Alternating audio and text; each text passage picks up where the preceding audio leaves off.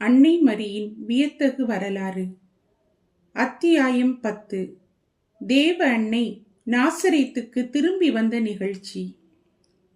தேவ அன்னையும் சூசையப்பரும் யூதேயாவை விட்டு புறப்பட்டு 4 நாட்கள் வெயிலில் வாடி வதங்கி கற்பாறைகளில் மிக வேதனைப்பட்டு நடந்து கடும் பயணம் செய்கையில் வழியில் பிணியாளர்களை புதுமையாக குணப்படுத்தினர். தமது இல்லத்தை தேவ அன்னை பெருக்கி சுத்தப்படுத்தும் போது வானதூதர்கள் அவர்களுக்கு உதவி செய்தனர். தேவ அன்னையின் அதிக புண்ணியங்களை கண்ட லூசிபர் தன் மீது வெற்றி கொண்டு வீழ்த்துபவர் இவரிடமிருந்து பிறக்கலாம் என்று கருதி நரகத்திற்கு சென்று ஒரு குழு அமைத்து மரியாள் மீது வெற்றி பெற என்ன செய்யலாம் என்று ஆலோசனை கேட்டது. அதை அறிந்த மனுவுருவான வார்த்தையானவர் தன் திருத்தாயின் உதரத்தில் எழுந்து நின்று கொண்டு அன்னைக்கு உதவி செய்யும்படி தம் தந்தையிடம் மன்றாடினார். லூசிபர் 7 தலையான பாவங்களுக்கு தலைவர்களாகிய 7 குழு பேய்களையும் கூட்டிக் கொண்டு தேவ அன்னை அப்போது தியானத்தில் இருப்பதைக் கண்டு இவ்7 குழுக்களும் ஒன்றன்பின் ஒன்றாக அவரை சோதித்தன. அவர் தன்னுடைய ஞானத்தாலும் வேண்டுதலாலும் அவைகளை மேற்கொண்டார். இதனால் கோபமுற்ற லூசிபர் உலகிலேயே அக்கிரமங்களை விளைவித்து பலவித மதங்களை ஏற்படுத்தி தன் சக்தியெல்லாம் கொண்டு போர் செய்ய முனைந்து அண்டை வீட்டார் அன்னையை எதிர்க்க செய்தது. அப்போது தேவ அன்னை இறை வல்லமையால் அப்பேயை தோற்கடித்தார். ஆனால் கீழ்காணும் சோதனை அவரை வாட்டியது.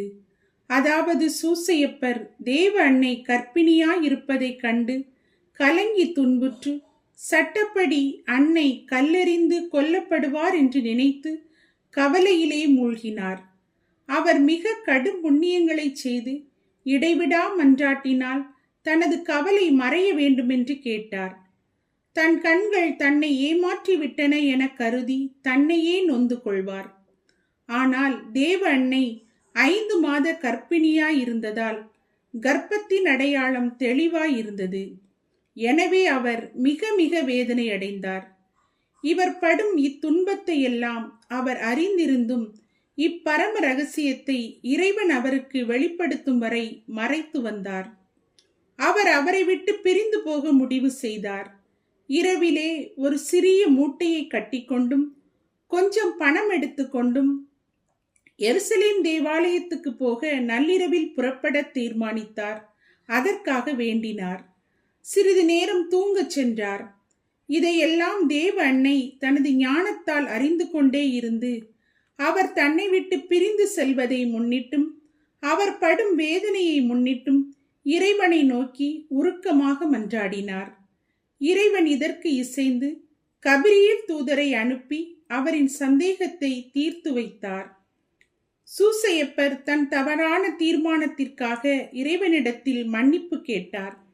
அப்போது தேவ அன்னை உயர்ந்த பரவசத்தில் இருந்ததால் சற்று நேரம் பொறுத்து அவரிடம் சென்று, இனி நான் உன் ஊழியன், நீ என் அரசி என்று அவர் பாதத்தில் விழுந்தவுடனே தேவ அன்னை தன் கணவரை தூக்கி அவர் பாதத்தில் தானும் விழுந்து இப்பரம ரகசியத்தை மறைக்க தமக்கிருந்த காரணங்களை எடுத்துரைத்தார்.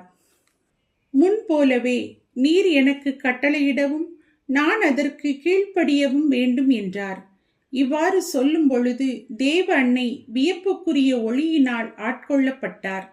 சூசையப்பர் தூய ஆவி நிறைந்தவராய் தேவ அன்னையின் திரு உதரத்திலிருந்து இயேசுவை கண்டார். இவர் திருமுழுக்கு அருளப்பரை தூய்மைப்படுத்த கருவியாயிருந்தார் என்பதையும் தாம் பெற்றுக்கொண்ட அளவில்லா வரங்களுக்கு காரணமாயிருந்தார் என்றும் கண்டுபிடித்தார். பிறகு இவருக்கு முன் மண்டியிட்டு மரியாதை காட்டவும் பெருக்குதல், சமைத்தல் போன்ற வீட்டு வேலைகளை செய்யவும் தொடங்கினார். தாழ்ச்சியுள்ள கன்னி இவ்வாறு செய்ய வேண்டாமென்று அவரை கேட்டுக்கொள்ள, அவர் மண்டியிட்டு வணங்குவதை தவிர்த்து மற்ற வேலைகளை செய்து கொண்டு வந்தார். இதனால் தேவ அன்னை வேதனையடைந்து இறைவனிடம் வேண்டிக்கொள்ள, அவரும் சூசையப்பரின் காவல் தூதரை அவரிடம் அனுப்பி, மனு உருவான இறைவன் பணிவிடை பெற தாய் வீட்டு வேலைகளை செய்ய விட்டுவிட்டு அவருக்கு மனதால் மரியாதை செய்ய வேண்டுமென்று அறிவித்தார். சூசையப்பரும் இதற்கு பணிந்து நடந்தார். இத்திருக்குடும்பம் வாழ்ந்த வீட்டில் 3 சின்ன அறைகளே இருந்தன. அவைகளில் ஒன்றிலே தேவ அன்னையும் மற்றொன்றில் சூசையப்பரும் வாழ்ந்தனர். வேறொன்றில் சூசையப்பர் தன் தொழிலை செய்து வந்தார். இவர்களுக்கு வேலையாட்கள் இருந்ததில்லை. தேவ அன்னை தேவையில்லாமல், அதுவும் அவசர தேவையில்லாமல் வெளியே செல்ல மாட்டார்.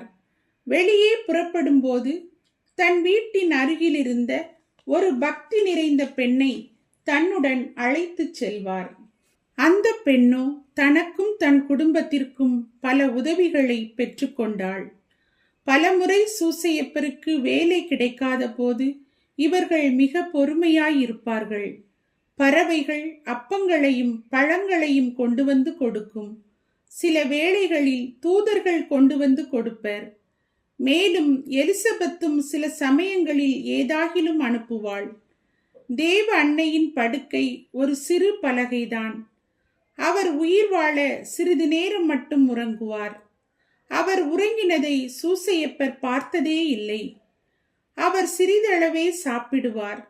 அவர் ஒருபோதும் புலால் உண்டதில்லை. அப்பம், கனிகள், கீரைகள், மீன்கள் முதலியவற்றை சாப்பிடுவார். சூசையப்பர் வேலைக்கு செல்ல வேண்டியிருந்ததால் சில வேளைகளில் அவருக்கு மட்டும் சிறிது புலால் சமைத்து கொடுப்பார். இயேசு பிறக்கும் நாள் நெருங்கியிருப்பதை அறிந்து மரியாள் மண்டியிட்டு தியானத்தில் மகிழ்ச்சி கண்ணீர் சொரிந்து கொண்டு தனது திருக்கரத்தால் நூல் நூற்று நெய்து குழந்தை இயேசுவுக்கு சிறு ஆடைகளை செய்வார். ஜெபம் செய்யும் பொழுது தாழ்ந்து பணிந்துவிட்டு சிலுவை அடையாளத்தில் கைவிரித்து வேண்டுவது வழக்கம். ஏனென்றால் தன் மகன் இவ்வாறு சிலுவையில் மரிப்பார் என்று அன்னை அறிந்திருந்தார். அன்புக்குரியவர்களே, இறைவனின் மகிமைக்காகவும் அன்னை மரியாளின் புகழ் பரவவும் இந்த வீடியோவை பலருக்கும் பகிருங்கள். தொடர்ந்து பெறுவதற்கு இந்த சேனலை சப்ஸ்கிரைப் செய்யுங்கள். நன்றி. இயேசுவுக்கே புகழ். மரியே வாழ்க.